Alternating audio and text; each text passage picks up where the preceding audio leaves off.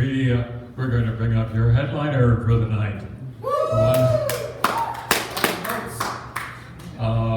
One of my instant friends who I've known for a whole lifetime, or perhaps for this long ride from Seattle.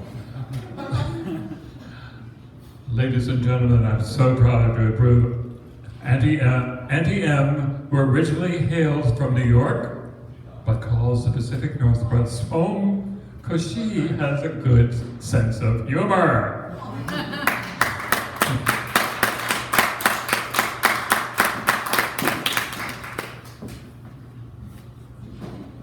Quarter mile, this is awesome. Everybody's been great. So I'm the headliner because they did not save the best for last. We just wanted you to all feel good about yourselves.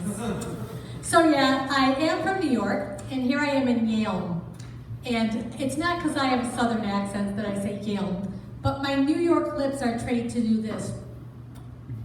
New York, New York. How do you do Yale in a New York accent? You just can't.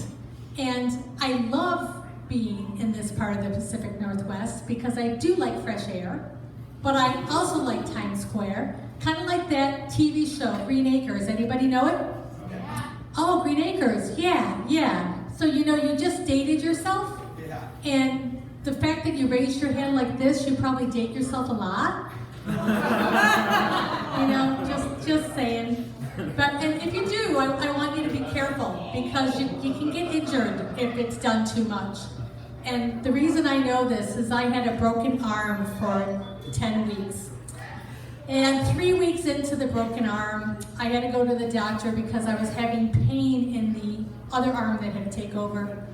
And she starts asking these questions. And she said, well, there's a good chance it's carpal tunnel. I want you to think about what you do repetitively and often. So, because I'm honest, I said, well, you do know my husband works nights, right? She's like, yeah.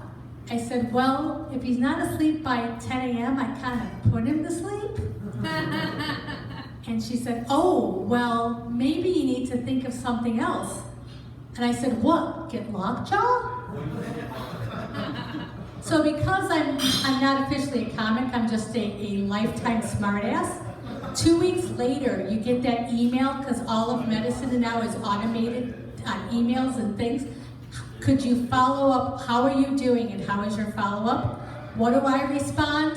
Lockjaw, question mark. I said, now what? So, I have to read my notes here. So the other thing that happened is I did have to try other options of things to do.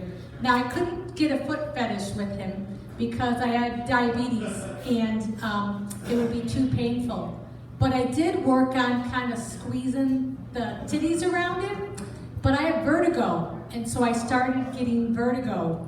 And so I just decided that I'm in my 50s, it's time for menopause. Because if it's gonna hurt that much, no matter what you do, it's not worth it. Not at all. So I do have a husband, and it's been 7 years now. And of us dating, and he's gonna be my husband, but we're together 7 years. But can I tell you a secret? I'm in love with another man. He's hung like a horse. He's an amazing ride, and he is so handsome. Every time I see him, I just, oh, you are so handsome, and I just stroke his face and say, I can't believe you're mine. And he is 100% all-American quarter horse. Yep, he's a quarter horse. And I'm telling you, it is fantastic knowing that this can happen. And usually, I'm on top. Usually. Not always. Sometimes I'm flat on my back. And that kind of happens too many times. Enough that my husband wants me to have a t-shirt that says, honest officer, it was my horse, not my husband. I mean, we just need to get this out there straight. So, I was riding and some things happened and I'm up high and all of a sudden I land on the horn. Not every everything feels good there. Not everything. And size does matter because sometimes it's too big. And ouch and ooh. And did you know that women can engorge too if they're swollen down there? So I wind up at the doctor's office about 2 weeks later, and the swelling's done, and it's no longer black and blue, it's like yellow and green or whatever that happens. I'm not even thinking about it. So the doctor says, I have extra time to do that, stick it up and swab it test called the pap smear. Do you want time? I said, oh, sure, I'll grab it, that's fine. So get up, get in a different kind of stirrups than my horse stirrups, and all of a sudden she whispers to me, this is a very safe place. You can talk to me if there's something I need to know. So out of habit I said, oh, no. It was my horse, not my husband. If only. But because you know why? Not because of size. But does anyone here ride horses? Okay. Awesome! Woohoo!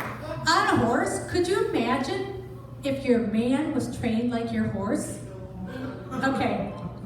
If he's not going quick enough, you go, and he ups his speed. He's kind of out of your rhythm, and you just check him back, just pull back, and just check him back. And if you really want a good ride, your leg just goes back by that butt, and you just give a little inside tap, and off you go. Can you imagine if you could train your man the way that you can train your horse? I tell you, life would be good.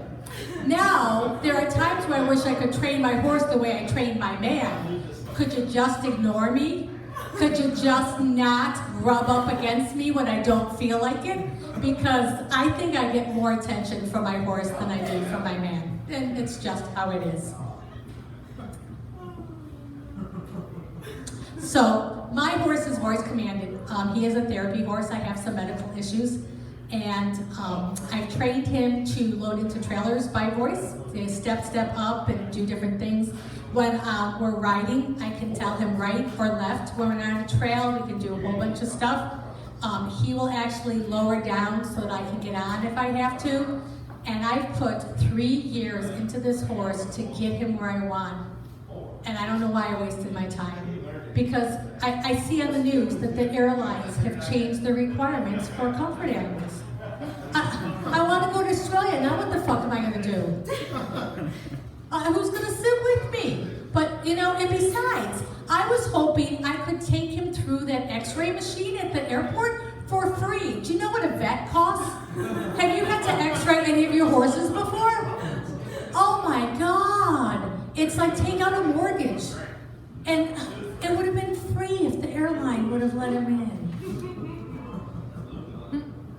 Well, something did happen to me at the airport. I've lost 110 pounds. It is through surgery, and it's for my medical needs, and it is improved. And there is extra skin, so I wear like these shorts to kind of keep me in. And I went through one of these machines, and they could tell that I had extra skin and shorts on. They could tell that something was shadowed there. And they called me aside and they wanted to say, could you please explain what the extra layer of clothing is for? And I just said, to stop my jiggle when I walk? And they wanted me to explain. You know what? If you can't handle this, Jeff, you don't need an explanation. That's all I gotta say. If you ain't seen it for real, you don't know. But there is some other things that are exciting about the weight loss. I got some firsts. For the first time in my life, I didn't break a toilet like that guy did. And now I can do things like, if I've finished doing a number 2 and I want to know if I have to flush to make room or not, I don't have to get up and turn around and find out. Look what I can do. We're good. It's amazing. It is fun stuff. And another first for me. I'm in this one store that is one of my favorite stores. I know the owner pretty well. and she makes you feel like family. And she says, you know what? I know you're down from a 22 to an 8. I know you're down, but try these 6 because they might stretch. But my thighs were always the biggest part of me, so I never had a tight waist. To get it large enough over the thighs, the waist had to make it over there. So this is the first time I tried on straight-legged jeans. And I pull them on and I force them, and I finally had to do what other people do, lay back and make sure that they work. And I look in the mirror and oh my God, I couldn't believe it. I started screaming, oh my God, I can't believe it, it's the first. And she says, what is it, did I fit? I said, no, I have camel toe. And swear to God, she says, do you want a picture? Yes. So she took a picture of my camel toe. Isn't that exciting? I tell ya. But that's kind of jiggly too, so maybe it was more like camel hoof. So I'm thinking if I need any things, I know a couple farriers. Maybe they can kind of take care of it. I don't need a Brazilian, I just need a farrier to take care of me down there. So unfortunately, all of my stories are true stories, and my true fat stories aren't funny anymore because they just don't make a difference. So, Berber, could you bring me my coat, please? My coat. My jacket. Coat. Coat. Beautiful. Thank you. Okay, this is Carol Merrill. Thank you, Carol Merrill. Dun, dun, dun, dun, dun. So I'm going to get some accessories so that my stories make sense again.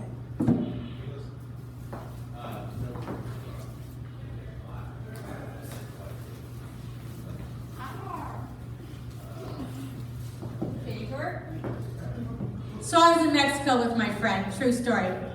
We're trying to go to this waterfall, and we meet this Mexican family who's talking in Spanish to my friend, and they tell us if you cut through the old bull field, you can get there quicker. Now it's got barbed wire.